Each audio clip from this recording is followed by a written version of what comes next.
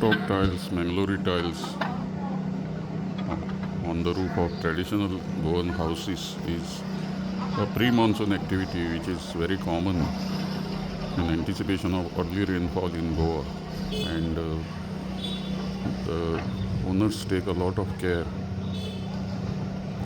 in doing such work. It's very risky business because the roofs are at quite an odd angle. One has to balance properly on this type of slopes, and it's a delicate work. It needs a lot of skills. There are two houses. One house close by here is being renovated. They are putting now new superstructure there, roof, more stronger beams, rafts, and here the changing of the tiles, cleaning them, and then putting them back. Any broken tiles are to be removed. Any snakes, reptiles, they have to be removed.